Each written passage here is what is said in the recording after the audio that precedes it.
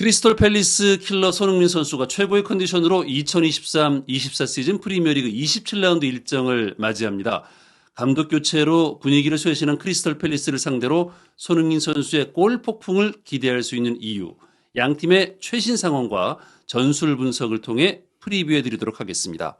2023-2024 시즌 프리미어리그 27라운드가 오는 주말에 열리게 되는데요. 토트넘 허스퍼 같은 경우에는 지난 주말에 원래는 첼시와의 경기가 예정되어 있었지만 첼시가 카라바오컵 결승전에 진출하면서 리버풀과 경기를 치르게 됐고 그로 인해 경기가 연기됐거든요. 그렇게 되면 토트넘은 이제 어떻게 보면 2주 가까이로 쉬게 된 겁니다. 네. 그래서 그 어느 때보다 푹 쉰 손흥민 선수가 이 경기를 준비하게 됐고요. 그 사이에 자체 청백전을 통해서 경기 감각을 유지했다라고 하는데 어찌됐거나 이제 부상 위험도 없는 상태로 좀 안정적으로 준비했다라고 생각을 하고 전술 훈련도 충분히 됐다라고 생각을 하기 때문에 토트넘 팀 컨디션이나 손흥민 선수의 개인 컨디션 모두 아주 좋은 상태로 이제 경기를 하게 됐다. 이렇게 좀 기대할 수 있을 것 같습니다. 네. 3월 3일 일요일 0시에 킥오프하는 경기인데요. 이 경기에서 토트넘은 반드시 승리를 해야만 챔피언스리그 진출권 4위 자리에 좀 도전할 수가 있어요. 이미 이제 에스턴 빌라보다 한 경기를 덜 치른 상황이라고는 하더라도 5점까지 이제 점수가 벌어졌기 때문에 에스턴 빌라가 승격팀인 루턴 타운과 원정 경기를 앞두고 있어서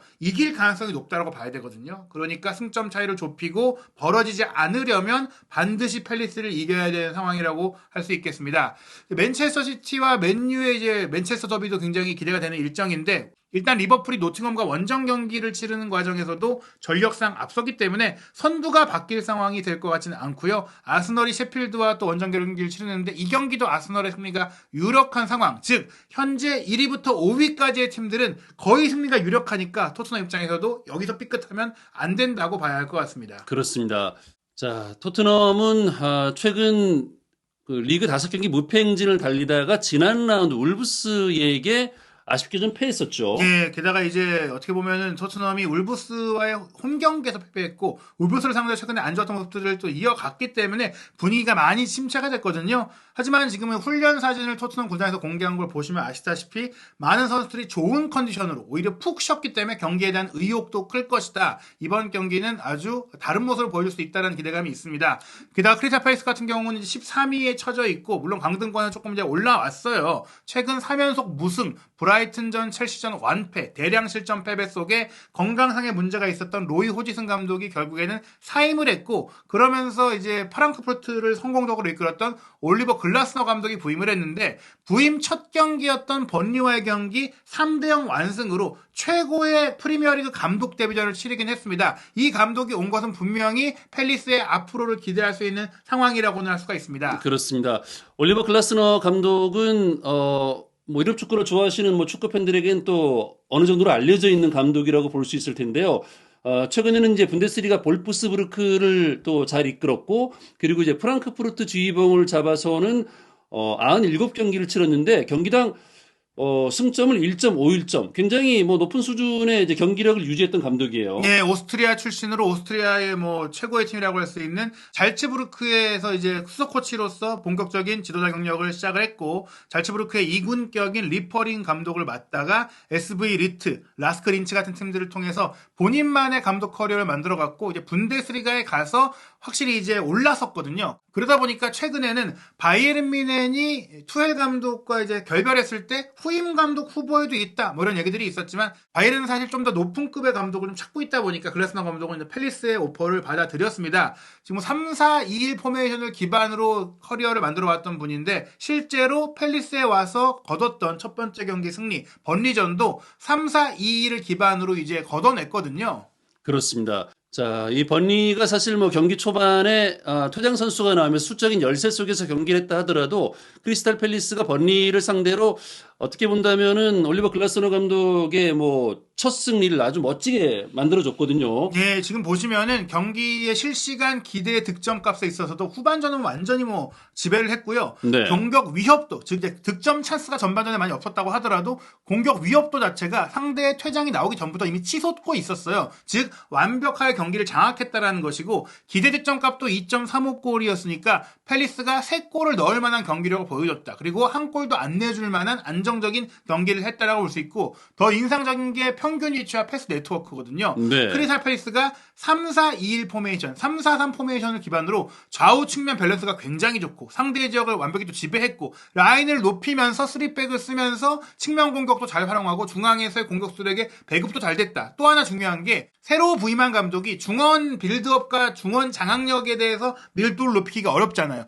중원은 조금 생략하되 사이드를 잘 활용해서 신속한 축구, 프리미어리그에 맞는 축구를 보여줬다는 것이고 번리가 사실은 중앙 소유권이 좋은 팀이고 도전적인 팀인데 이 팀이 패스 연결을 아무것도 하지 못하도록 만들었던 것 자체가 글라스너 감독에게 있어서는 정말 완벽한 데뷔전이었다라고 볼 수 있겠습니다. 그렇습니다. 자, 글라스너 감독이 이제 팀을 이끌면서 조던 아유 선수가 더 빛이 나는 것 같은데요.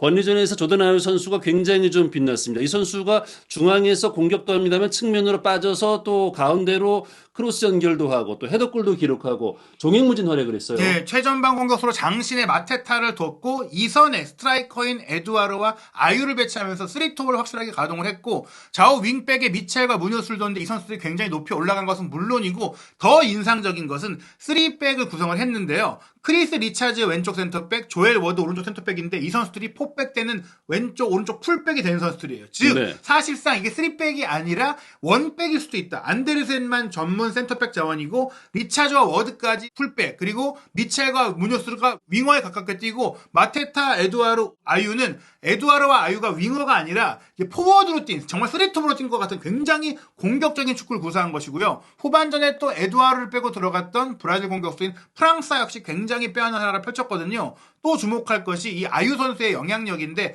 골을 넣기도 했지만 득점 찬스 패스가 굉장히 높았고 중앙 미드필더로서 레르마와 와튼까지도 굉장히 공격적으로 플레이를 했거든요. 와튼의 득점 찬스 패스도 굉장히 높잖아요. 게다가 더 대단한 게 3백 라인의 안데르센과 워드 이 선수들까지도 득점 찬스 패스가 높다라는 거. 그리고 리차즈는 골까지 넣었잖아요. 그러니까 전원 공격 전원 수비가 되는 축구를 했다라는 얘기입니다. 그렇습니다. 자, 팰리스의 이제 득점 루트를 보면은 지금 크리스 리차즈 선수가 헤더골을 좀 기록을 했는데 오른쪽 측면에서 이제 올라왔고 반대쪽에서 들어가면서 배우 공간을 침투했거든요. 아유가 사이드로 넓게 벌리고 왼쪽 센터백인 이제 리차즈 선수가 풀백과 공격수의 안쪽 공간으로 순간적으로 들어왔기 때문에 번리 수비들이 놓쳤죠. 뭐 헤더 슈팅 자체도 좋긴 했지만 조금은 이제 번리의 수비 조직도 아쉬웠던 면이긴 하지만 이렇게 사이드를 잘 활용했고 많은 숫자가 공격 시에 가담한다는 것들이 인상적인 장면이었고요. 선제골 직후인 71분에도 이제 미첼이 사이드에서 윙백으로서 오버래핑이 들어왔을 때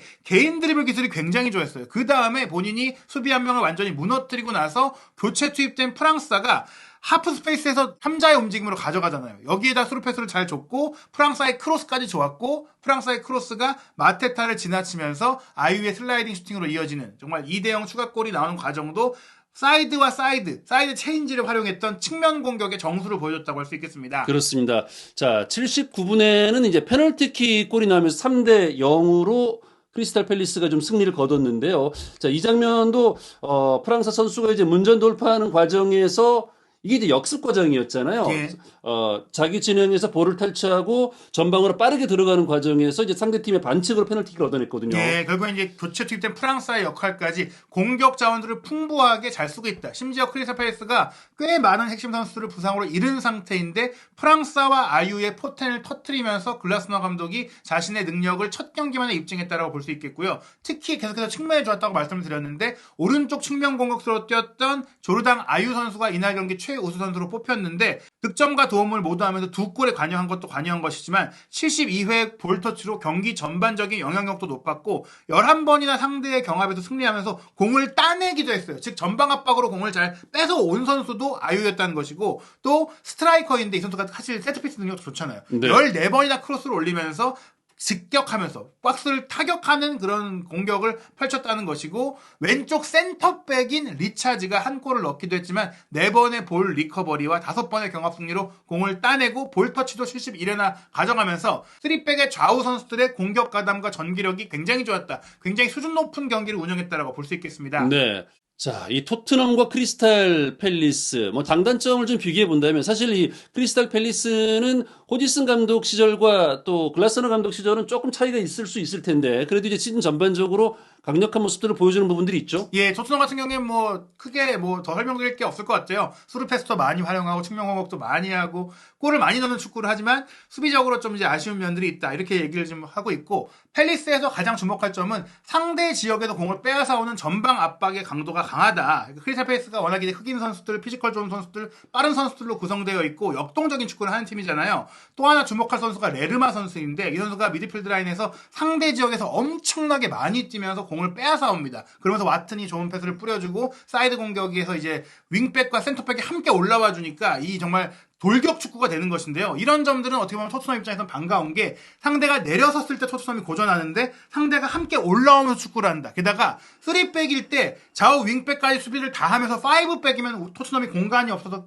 헤매거든요. 근데 윙백도 올라가고 3백의 두 명도 올라가면 이들이 공격하고 역습으로 내려올 때 생기는 공간을 토트넘이 충분히 활용할 수 있고 손흥민 선수도 충분히 활용할 수 있기 때문에 오히려 토트넘도 실점할 수는 있겠지만 토트넘이 더 많은 골을 넣을 수 있다. 즉 번리를 상대로 이제 팰리스가 실점하지 않고 이긴 것은 사실 번리가 한 명이 적기도 했고 번리 자체의 팀 폼이 떨어졌기 때문이지 토트넘이 만약에 팰리스를 상대로 한두 골을 내줄 수는 있어도 3-4골을 넣을 수 있는 경기를 할 수 있다. 왜냐? 다시 한번 말씀드리지만 팰리스는 윙백도 올라가고 센터백도 올라간다. 그러면 그 공간은 토트넘의 공격수들의 놀이터가 될 수 있다는 겁니다. 네, 난타전 양상으로 진행이 되면 손흥민 선수에게도 분명히 이제 득점 기회가 많이 올 수 있을 것 같고요.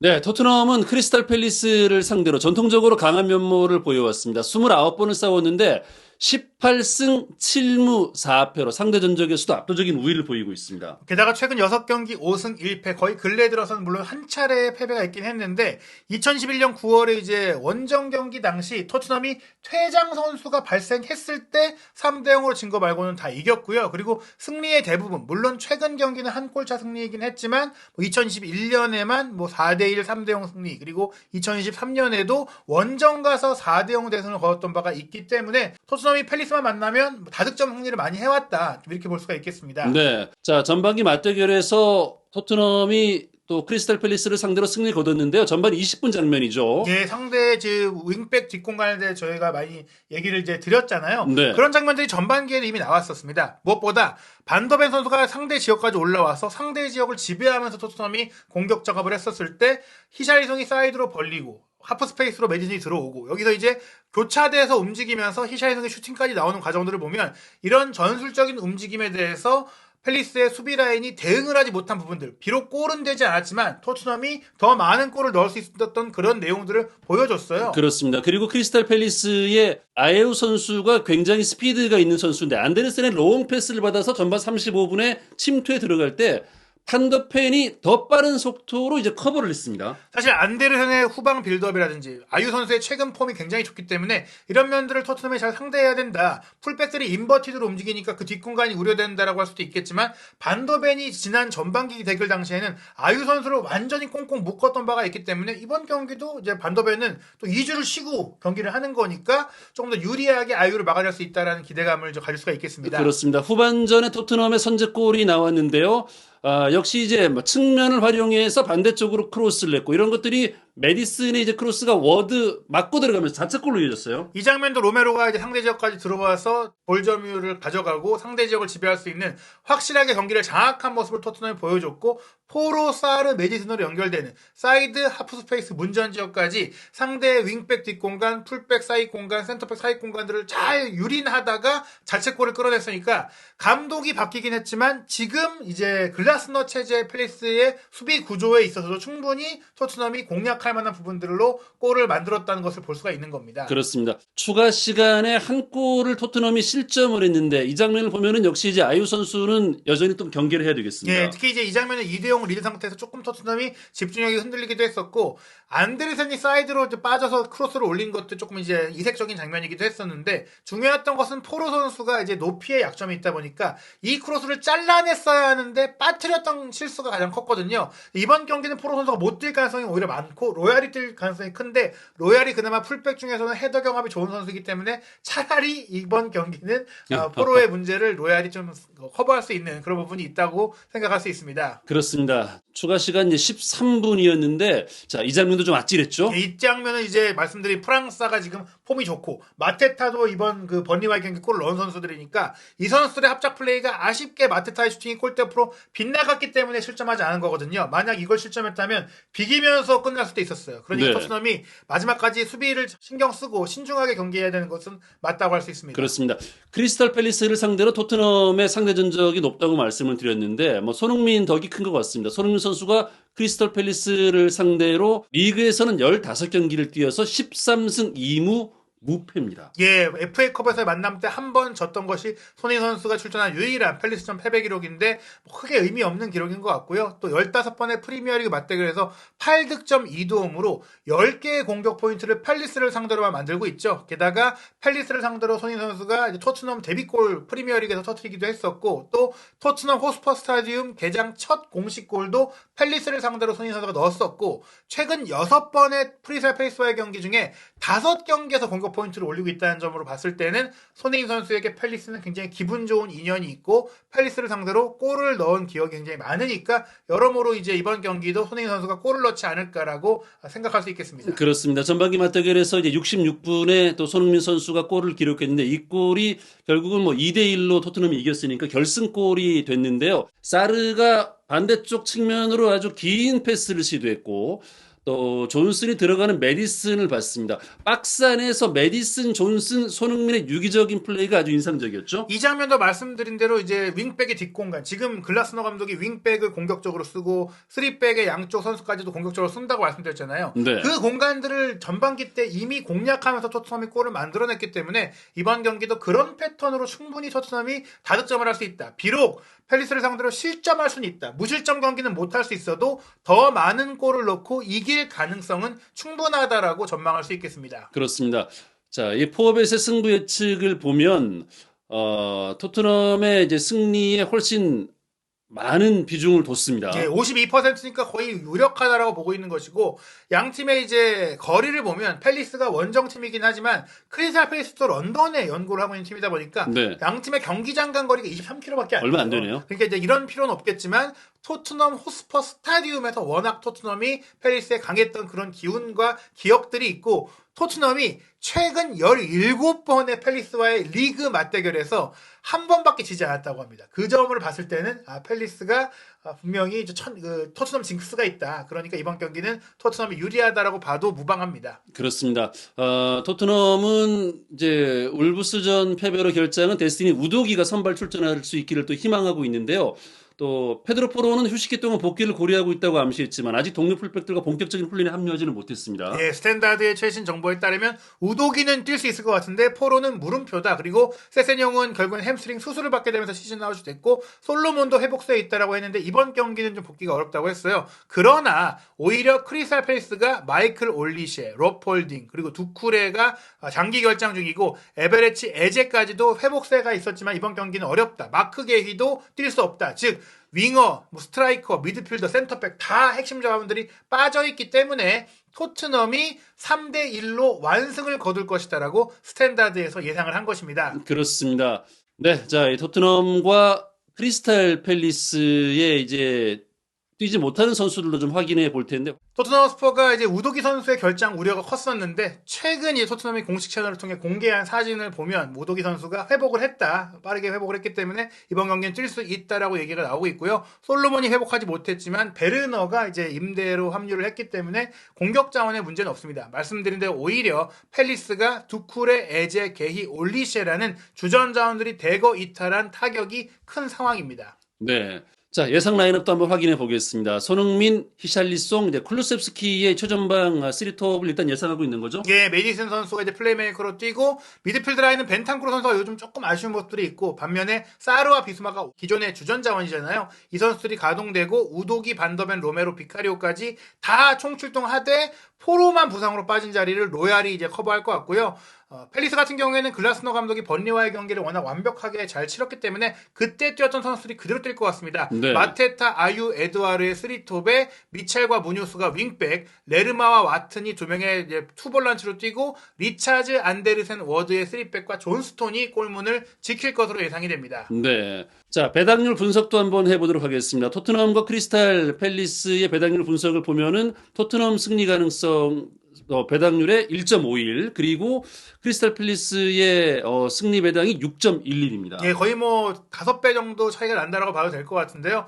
이 27라운드의 유럽 주요 14개 스포츠 베팅 업체들의 각 경기별 이제 배당률을 보면 아스널의 셰필드 원정 배당률이 1.17배로 가장 낮아요. 이 경기가 이제 가장 승리가 유력한 아스널의 이제 승리가 유력한 경기라고 보는 거고, 맨체스터 더비가 맨체스터의 라이벌전임에도 불구하고 맨시티 승리가 1.26배가 나오고 있죠. 그리고 이제 토트넘의 팰리스전 승리가 다음으로 유력하다. 그 정도로 토트넘과 팰리스의 전력 차이가 크다라고 보는 것이고, 리버풀의 노팅엄 원정도 리버풀이 좀 유리하다고 보잖아요. 그게 1.53배니까 토트넘이 이번 경기만큼은 손흥민 선수의 득점이 터지면서 팰리스를 상대로 기분 좋은 승리를 거두지 않을까라고 기대할 수 있겠습니다. 네, 자, 우리 기대처럼 이제 토트넘의 승리 그리고 손흥민 선수의 이제 골 소식도 한번 기대해 보도록 하겠습니다.